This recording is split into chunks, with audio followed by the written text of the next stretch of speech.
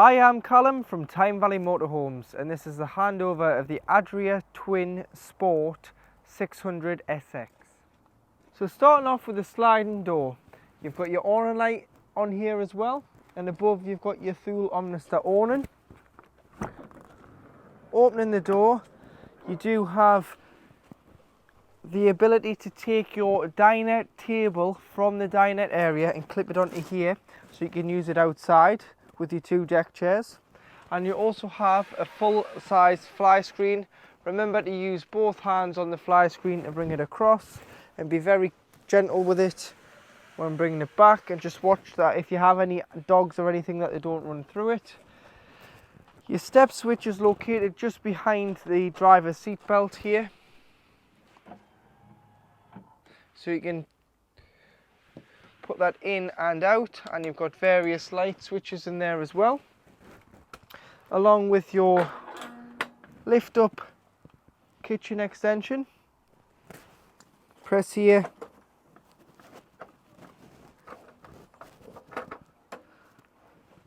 press here, so you don't need to remove them there. Press there and you can bring it down. At the back of the van, this is your freshwater intake point. So using the habitation key,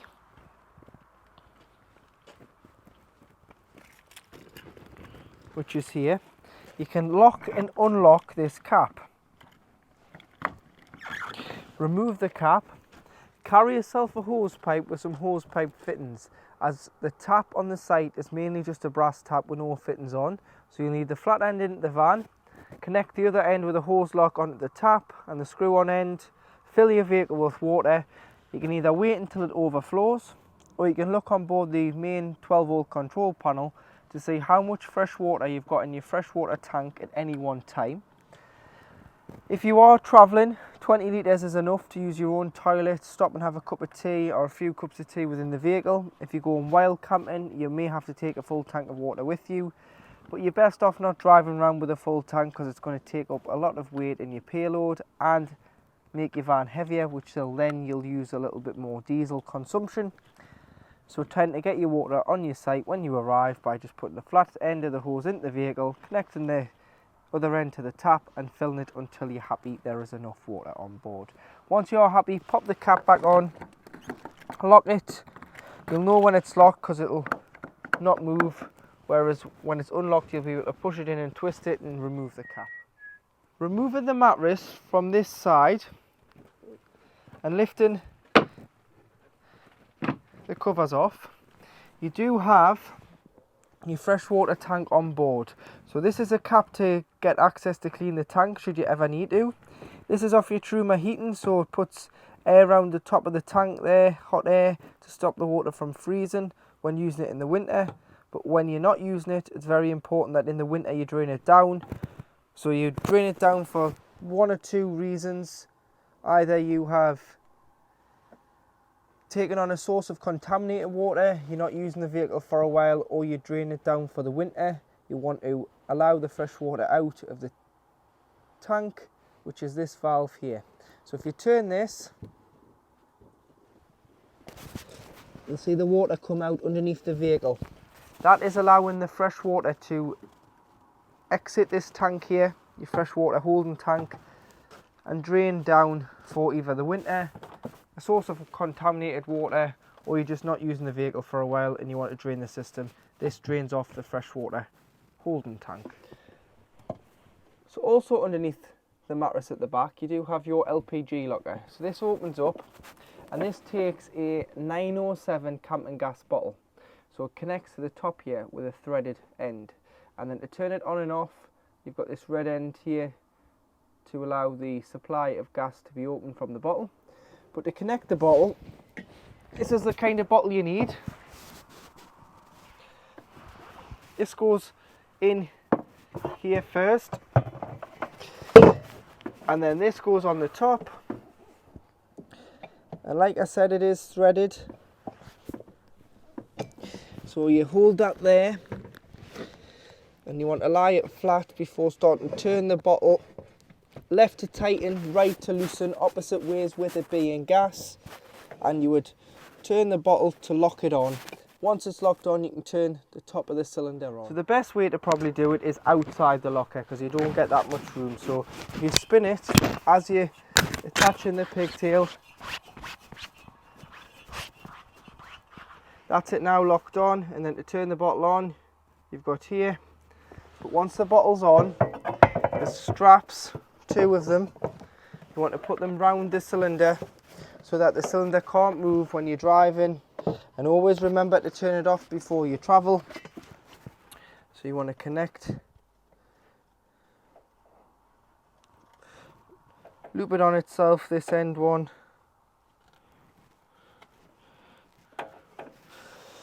And make sure it's nice and tight and secure.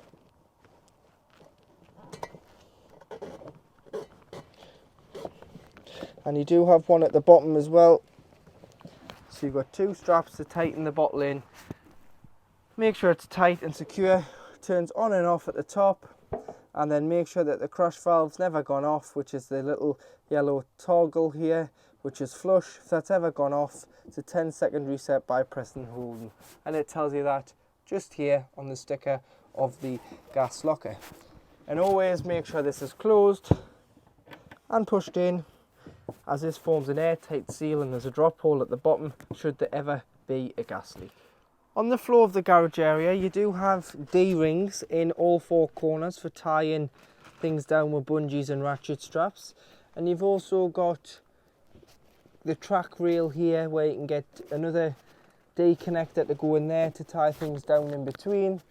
There's your ladders for your drop down bed. You've got your own and winding handle there, and you've got your habitation living carpets there as well.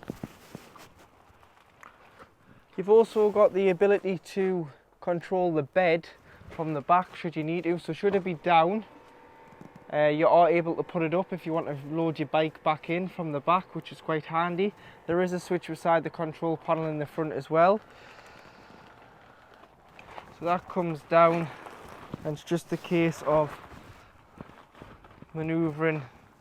So you want to probably get the mattress out the way at first, let it drop down, tilt your mattress back in this side, and there is your double bed across the width of the vehicle.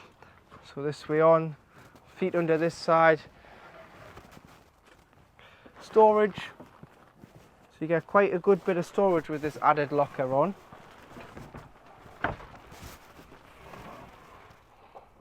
Hanging rail for your hangers.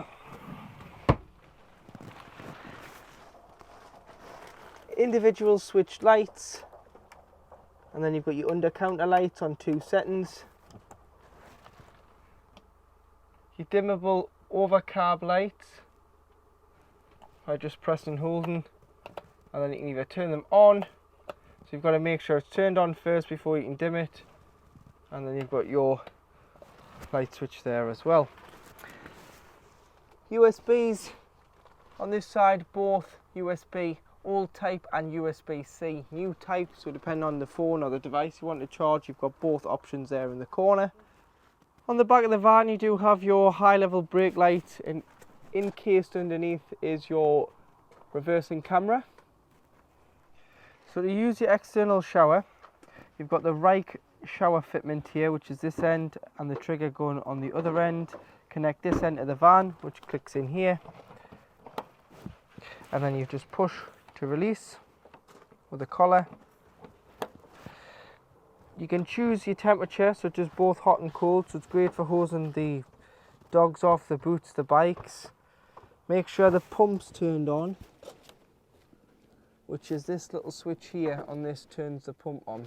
So there's a little switch just in the top corner here that needs to be on, otherwise you'll get no pressurized flow of water through this point. Choose your water temperature, and then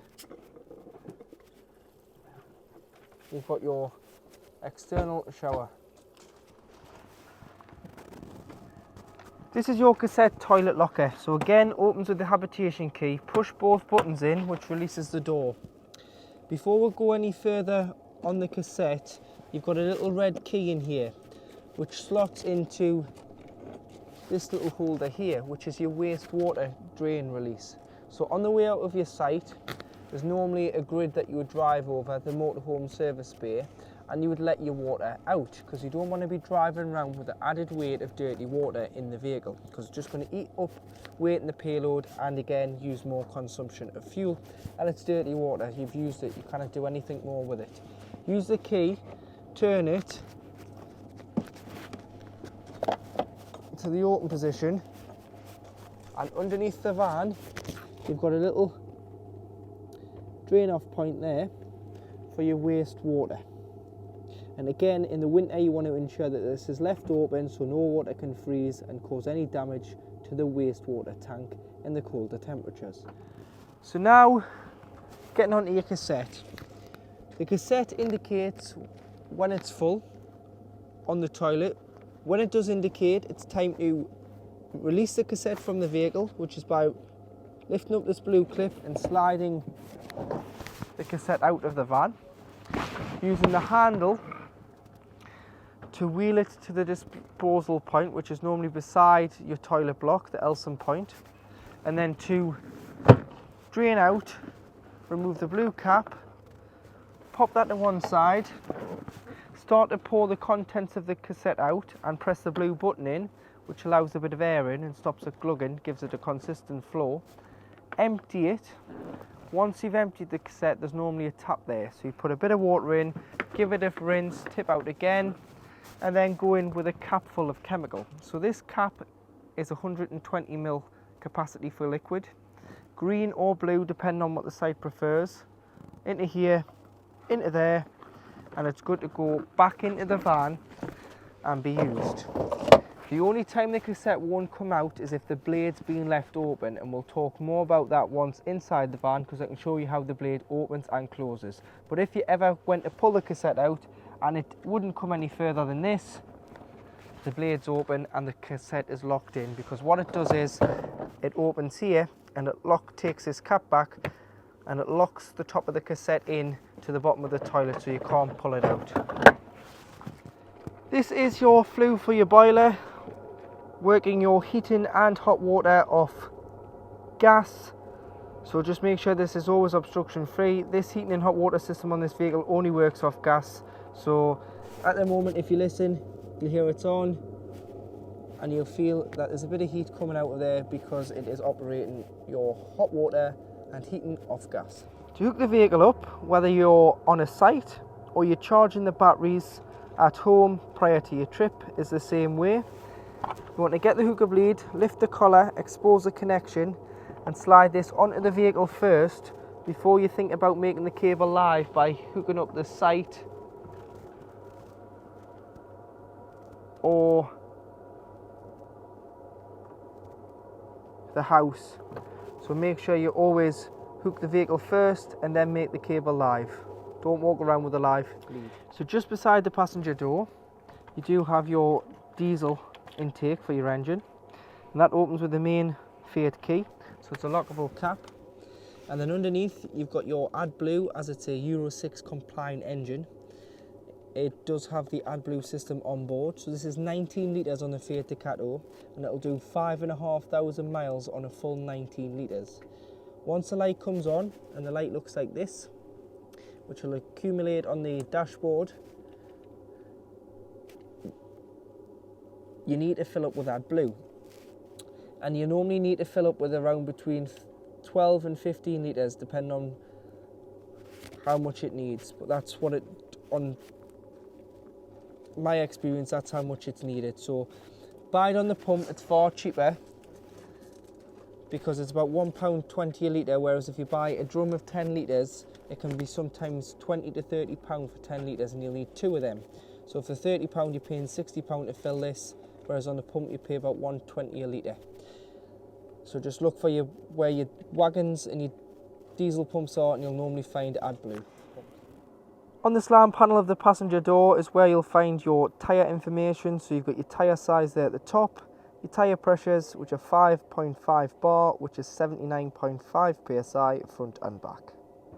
On the side of the passenger seat, you do have your mini battery isolation key for your leisure batteries. So when you're storing it, you might want to turn this off.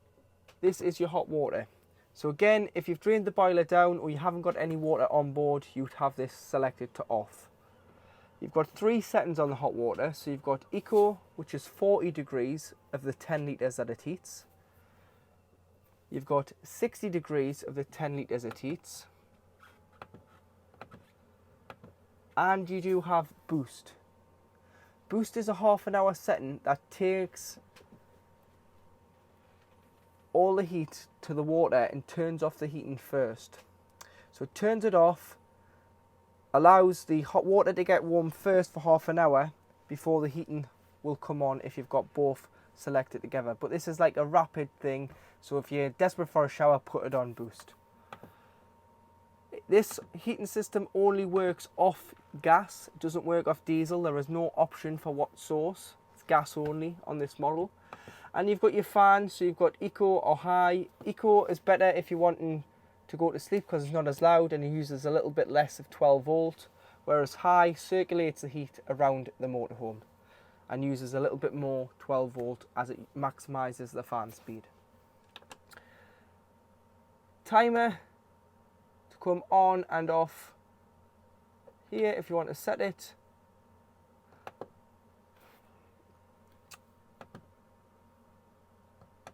That's your time there, so you can turn that back and forth when the clocks change. And then if you ever get a warning triangle, you can go to the spanner here, press reset, press preset. It says initializing, and what that does is it's like restarting your computer.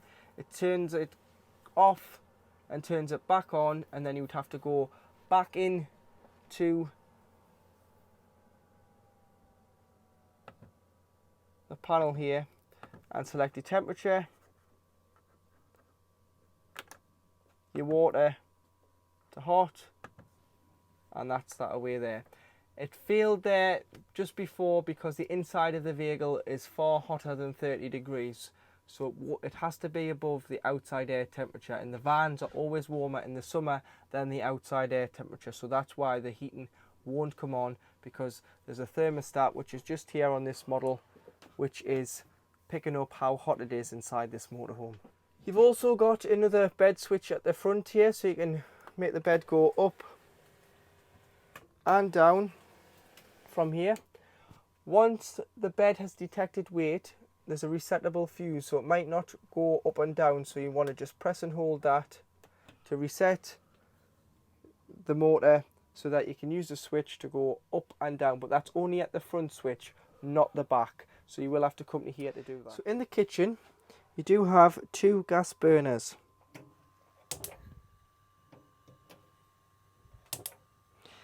And it's always best that you have both glass lids up, including the sink, and make sure that the hob, once it's been turned off, is cold enough before putting the glass lid down, because you don't want to smash the glass with the heat.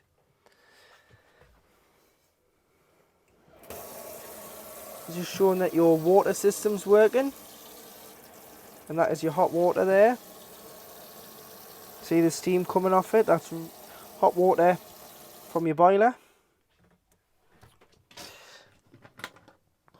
Underneath you've got 2 gas taps, one for your grill and oven and one for your hob. Any problems with gas, turn the bottle off to be safe. These are mainly for when the vehicle is annually habitation serviced. However, if you know which appliance is leaking gas or you're having issues with it and you want to be safe without ruining your holiday, you can just isolate the gas tap there. So that's open, that's closed. But like I say, these are mainly for when the vehicle is annually serviced.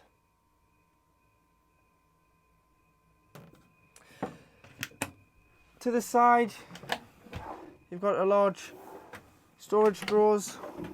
Just make sure they're locked in. And underneath, you've got another large pan drawer. This is your oven and grill. So you've got a light, ignition. So starting off with the grill first.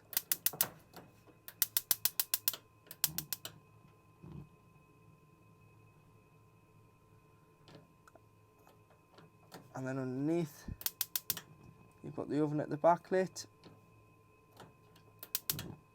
Keep it held in for the thermocouple to warm before releasing, and it'll stay lit.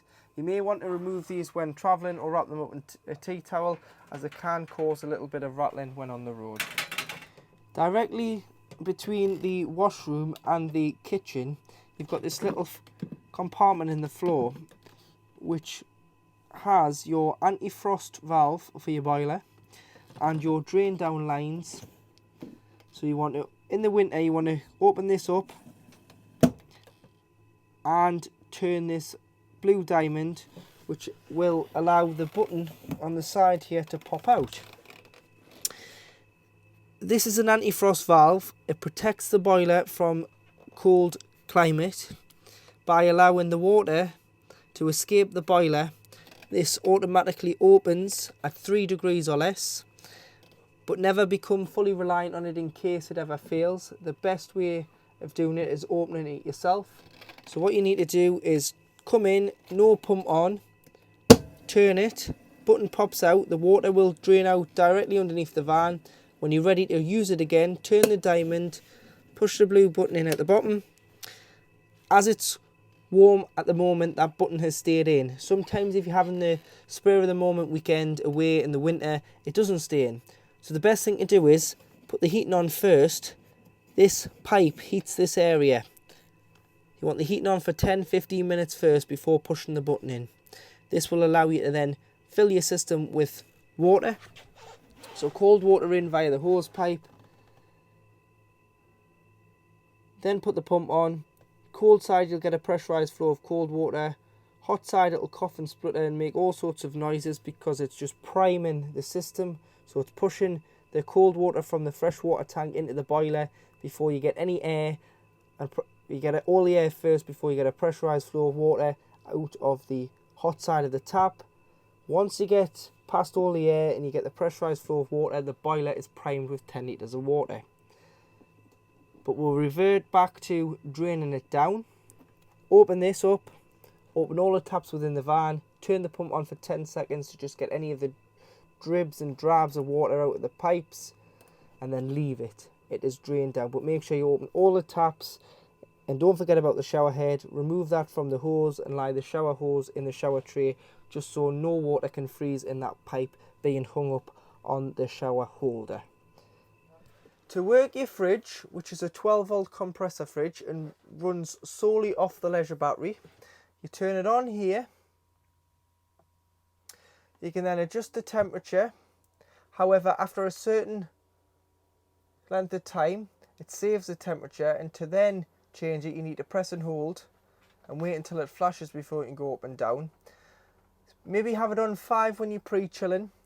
It gets really cold really quick, so 5 for a couple of hours.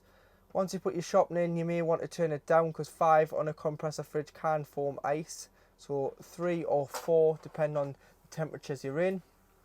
But on 5, so if I turn that back up to 5, you can turn nighttime mode on, which is the little moon here. And this lowers the decibels of the fridge by lowering its performance on a nighttime, so it doesn't hum as much when you are trying to sleep. But if it's not on 5, the nighttime mode won't work. Opening the door, you've got a large fridge space with slide out drawer there. Drawer at the bottom with the dividers for your bottles of milk and juice and beer at the bottom, or wine. And then a freezer box at the top. Remember, when you're not using it, turn it off. Clean the fridge out with some antibacterial. And then there's this little blue clip. Take that out slightly and you can slot the dough in without it being shut, so air can circulate in and out. Because if you shut the door fully, it's got an airtight seal on and it'll cause smells within the fridge and form mold and bacteria. So always leave the door open when you're not using it for any length of time. Now in the washroom. To operate your toilet, make sure the pump's on the main 12-volt control panel, and you would press this blue button here, which gives you a fresh water flush. So press a button, put a small amount of flush in first before opening the blade and using the toilet. And to open the blade, it's this grey lever here, so slide that to the right and the hatch opens the blade. Everything goes into the cassette. Once you're finished, you can then give it a good flush. This is a freshwater fed system on this motorhome, so it doesn't have any header tank for any pink liquid. However, if you've got pink liquid, because you might have bought the twin pack of blue or green and pink or blue and pink from the camping and caravanning shop on site, you can use the pink still, but you'll have to put in an empty spray bottle and dilute it with water, spray the ball and flush. Does exactly the same thing. And then always get into a habit of, once you've used the toilet, close the blade. Not only does that stop smells and spillages, but it also means when the cassette indicates it's full, this will go red. You can slide the cassette straight out the outside of the van without any hassle. Because if that's open, the cassette won't come out and you'll have to come back into the van and close the blade. So that's why it's best to get into a routine of closing it after you're using it, and then it'll slide straight out.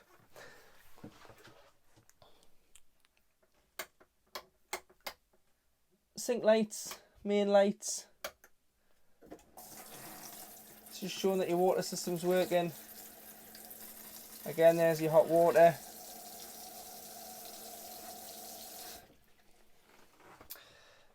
Swinging shower wall, if you put your hand at the top, you can pull it out. And then you have a shower cubicle with your shower head. Again, remove that in the winter. Allow this hose to lie down in the shower tray just to stop any water from collecting there and potentially freezing. Be careful with what you clean any of the shower, toilet and sink out with, because it is just plastic. Just a microfiber cloth and soapy dish soap is good. Don't use any harsh chemicals because you'll strip the finish of the plastic surround and all the walls there. You do also have a hanging rail, which is great for towels, but it's also great if you've been caught walking in the rain with a dog or on your bikes with your biking equipment. You can hang your wet gear in here and put the heating on. This is heated. It gets really warm in here with the door closed. Make sure that this is strapped back when travelling, just to stop it from moving and causing any damage. And you do have a toiletry cabinet above the toilet and an opening window. Directly underneath the dinette seat is the location of your boiler here at the back, so it does get warm, this seat. And you've also got the location of your RCD unit on board, which is your main trips on 230 volt electric. So if you think you're not receiving power, press the test button. If the test button trips the van, you've got power. If it doesn't, you're not receiving power, so check where you're connected to. But if you've tripped the vehicle, try here before you try your main site. It is normally the site that you've tripped, but it's always best to check the van first, which is underneath the dinette seat. Located next to both fresh water tank at the back and the boiler drain in the floor on this van, you do have a heated pipe. But to turn the heated pipe on, you need to lift this up. So this allows the feed from the boiler here when it's on to heat the top of the fresh water tank and around the anti-frost valve to stop it from sensing the cold if you're away in the winter and dropping the water. So you need to, in the summer you can have it off, which is down in this position that it is now, but it needs to be on in the winter to allow the heat to be driven to this pipe. Directly underneath the driver's seat is the location of your electric block consumer unit. So you do have your solar controller at the front, which charges the leisure battery off the solar panel, and you've also got all your 12 volt fuses, which are all listed what they do. So it's a good idea to carry some spare fuses with you, which you can buy off Amazon or eBay for less than £10. Keep them in the van.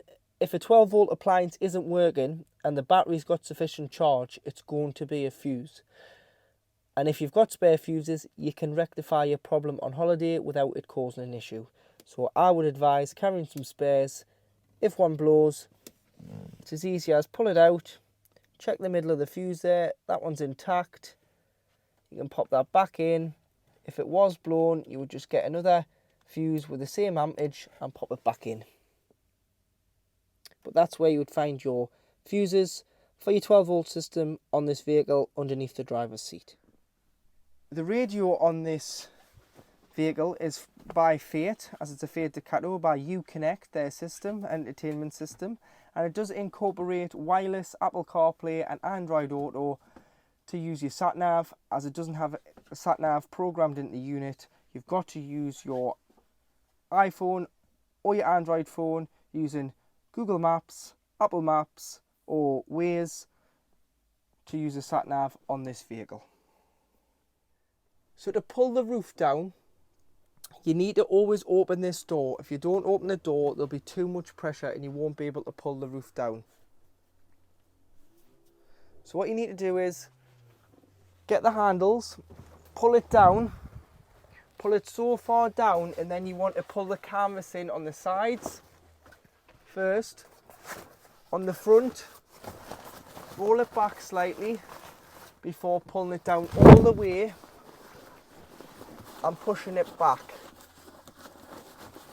Tuck it in, roll it up the best you can, and then you want to start strapping it down.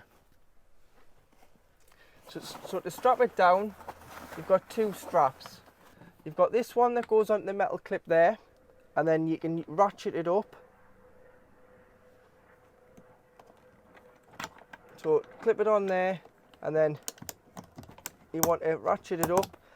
Press the black button to release this off here when you want to put the roof back up. But you always want to make sure that you've given it a click up. That clicks on there. So again on the other side, this clicks on here.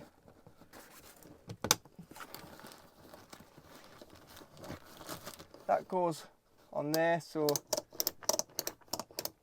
ratchets up. And that is the roof down, nice and safe. The two handle straps you would just tuck away on the bed, and then you can pull the blind over so that it blocks off the entrance to the pop top and makes it all look nice and tidy.